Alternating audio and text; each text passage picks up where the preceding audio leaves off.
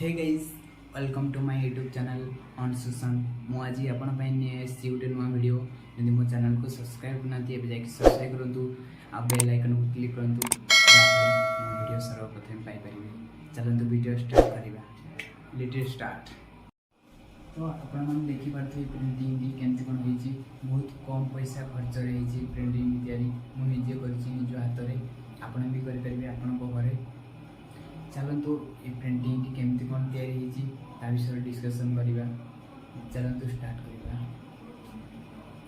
सर्वप्रथमे आपण माने आनिबे गोटे कलर 50 ग्राम गोटे तोड़ीटा आनिबे मात्र 30 टंका। चलतु केमती कौन करिबे आपण को नियत जानिबी। फास्ट उच्चता तने केते फुट करिबे 5 फुट ऊपर करिबे। 5 फुट ऊपर कले बहुत सुंदर लगे। घर कौन साइड रे कले बहुत भल लगे भी बहुत भी सुंदर लगे। आउ याको ब्लैक कलर यूज कले प्रिंटिंग की बहुत भल लगे। आउ आपण भी आपण को घर एमती करंतु कलर करंतु प्रिंटिंग करंतु बहुत भल लागिवो।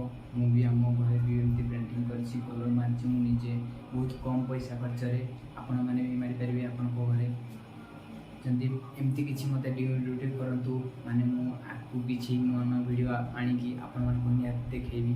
चलंतु वीडियोटा एटी एंड होची। थैंक यू रोजी टाटा।